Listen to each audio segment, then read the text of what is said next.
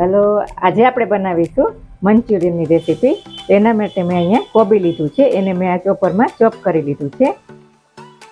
આ ગ્રેવી માટેની બધી છે સામગ્રી. આ છે કોબી, ડુંગળીની, પછી આદુ મરચાં લસણની પેસ્ટ અને આ મરચું. તો સૌ પ્રથમ આપણે મંચુરિયનના ગોટા બનાવીશું. તો આ કોબીમાં આપણે પહેલાં અહીંયા આદુ મરચાં લસણની પેસ્ટ ઉમેરીશું. 1 ચમચી જેટલું લગભગ.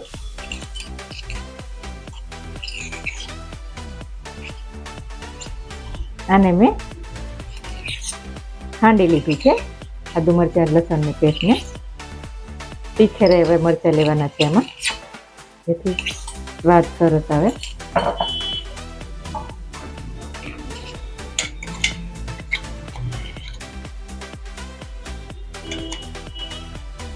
હવે મેં અહીંયા 1/2 ચમચી જેટલું સૂકું લાલ મરચું આવે છે તે તીખેરું, એને મેં મિક્સરમાં ક્રશ કરી લીધું છે, 1/2 ચમચી જેટલું.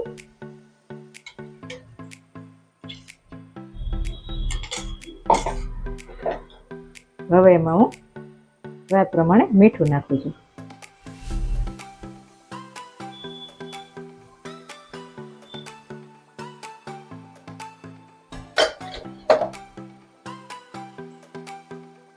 હવે થોડુંક હું અહીંયા લાલ મરચું પાવડર નાખું છું, 1 ચમચી જેટલું. હવે આપણે તેમાં આ ચોખાનો લોટ છે એ હું લગભગ 1 થી 1.5 ચમચી 2 ચમચી જેટલું નાખું, જેથી આપણે મંચુરિયન ક્રિસ્પી થાય.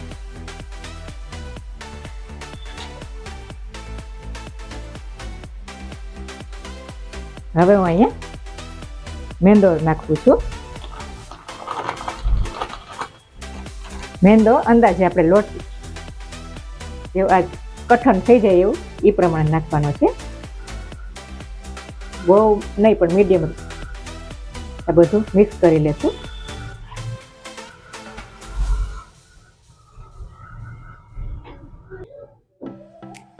મેં અહીંયા 1/2 ચમચીથી પણ જરાક હાવ જીરી પિંચ જેટલું ફૂડ કલર લીધો છે. તમે અહીંયા બીટ હોય તો બીટ પણ ખમણીને નાખી શકો છો, પણ મારે આજ બીટ નહોતું તો હું ફૂડ કલર નાખું છું, જેથી આપણો અંદર મંચુરિયન લાલ થાય.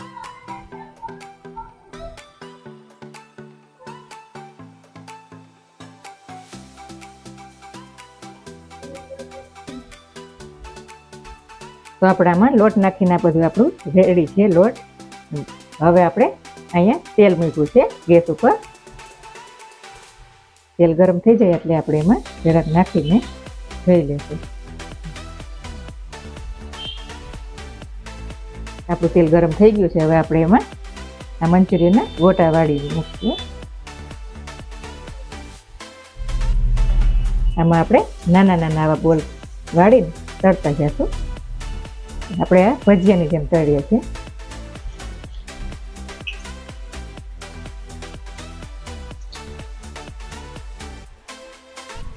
અને મીડિયમ તાપ પર તળવાના, જેથી આપણા મંચુરિયન અંદર સુધી ચડી જાય.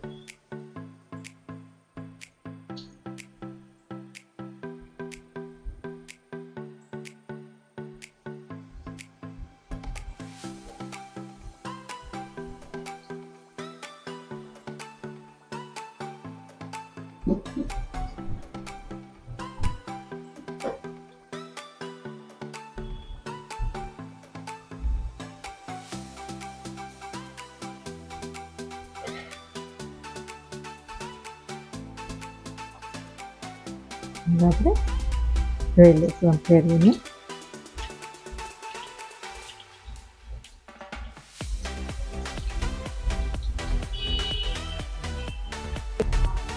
તો આપણા મંચુરિયનના બોલ તળાઈને રેડી છે. આ રીતના આપણે બધા બોલ તળી લેશું. તો આપણા મંચુરિયનના બોલ બધા તળાઈને રેડી છે. હવે આપણે એની ગ્રેવી કરી નાખશું. એના માટે હું અહીંયા એક કઢાઈ લઉં છું. હવે આપણે ગેસ ચાલુ કરીશું. આપણે આમાં તેલ લઈ લીધું છે મેં 3 ચમચી જેટલું. હવે આપણે તેલ ગરમ થઈ જાય પછી એમાં આપણે ડુંગળી નાખીશું.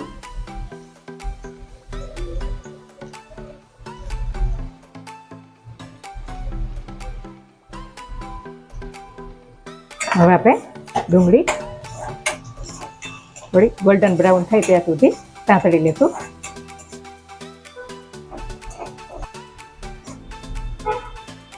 હવે આપણી ડુંગળી સંતળાઈ ગઈ છે. હવે આપણે એમાં આદુ મરચાં ને લસણની પેસ્ટ નાખીશું.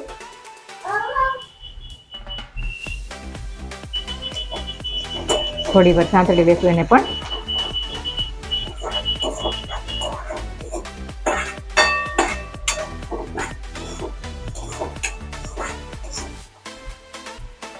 હવે આપણે એમાં મરચાં કટકે નાખશું.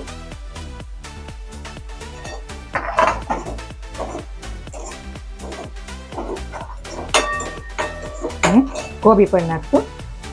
આને બહુ વધારે ઓવરકુક નથી કરવાના, જેથી કરીને એનો ક્રન્ચીનેસ આપણે મોઢામાં આવે.